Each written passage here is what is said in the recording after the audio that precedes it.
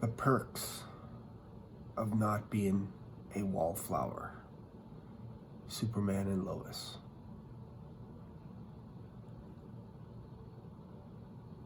The greatest TV show ever. So what happened in the last episode?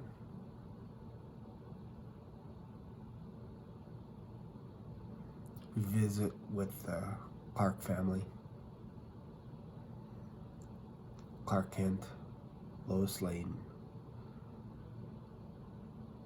Jordan, and Jonathan. And Clark is explaining what it was like growing up as Clark Kent. He talks about his super hearing and how he can hear all over the world. And he has learned to hone in on people that really need him. He practiced at the Fortress of Solitude. Will we see Jordan go to the Fortress of Solitude and hone his skills? We'll see. What we do know is Jordan has joined the football team.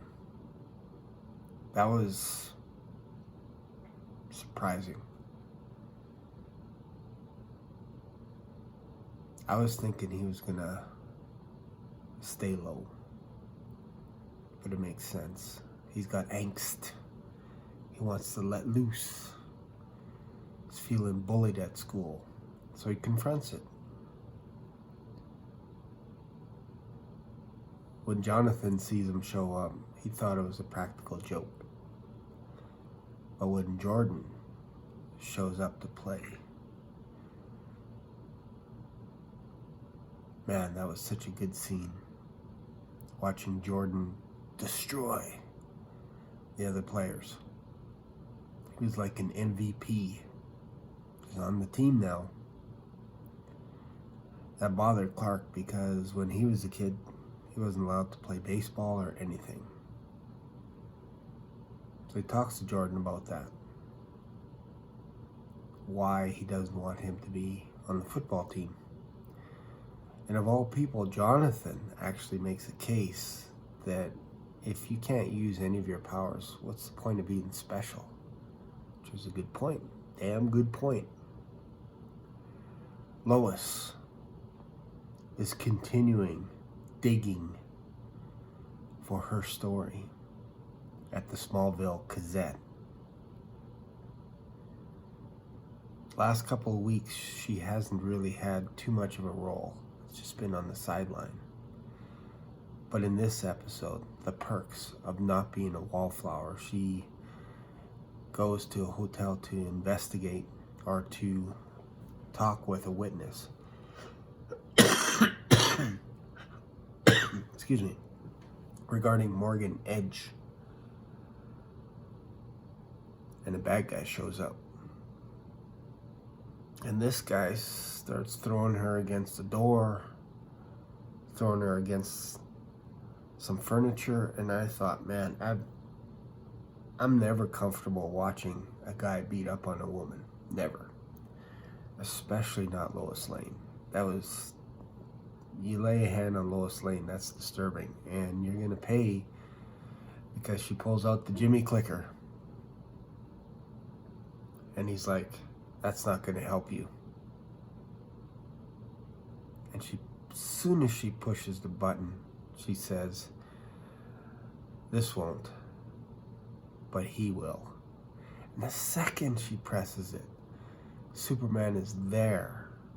That gave me goose pimples. Second he knows that his wife is the love of his life, Lois Lane, is in trouble. He is there.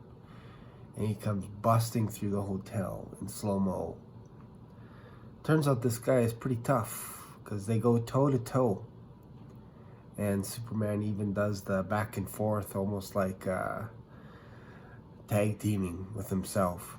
He goes on one side, punches the guy, goes on the other side, punches the guy, and then finishes with a clothesline. And the guy is taking it to Superman, and then basically almost knocks Superman out, and then heads to Lois Lane to finish her off. And she calls out Superman, and he gets up, and we see him floating about 4 feet above the floor, and he uses his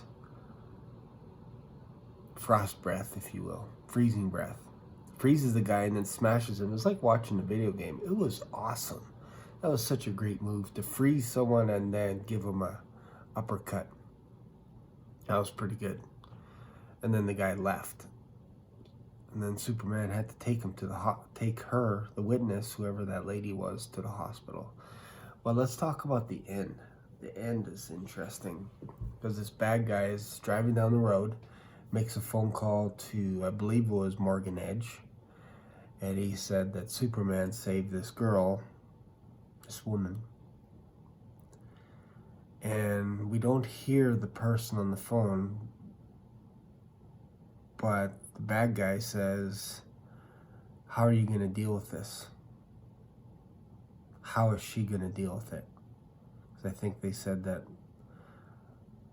Leslie is her name, Morgan Edge's right-hand woman, said, how is she going to handle it? And all of a sudden on the road, we see Leslie Lar.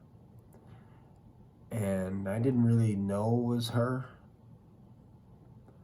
all dressed up in leather. Kind of reminded me of the female Terminator in Terminator 3. But all of a sudden, her eyes light up, and she zaps the guy with heat vision, disintegrates him. And then she makes a phone call and says, it's done. So she took care of the problem, which was this guy. And I later find out online that this Leslie Lar character, Morgan Edge's right-hand woman, is actually a Kryptonian from Kandor. They don't say this here, but she's a Kryptonian, which means she has all the superpowers that Superman does, and that's why when Lois quit on Morgan Edge at the Daily Planet, Leslie looked at her and said, he will destroy you. She knew something. I'm glad I didn't read the credits or read up on all the cast, because that would have been a spoiler for me if I knew Leslie Lar was a Kryptonian. I had no idea. So what do I give this episode? I give it an 8.5 out of 10. It was pretty good. They're all above 8. The pilot, Heritage, the perks of not being a wallflower. I'm actually liking what they're doing with Lois. Lois is getting her hands dirty, rolling up her sleeves, going to work. Jordan has joined the football team. That's pretty cool. It's good interaction with him and Jonathan. I like that. We didn't see Lex, Captain Lex.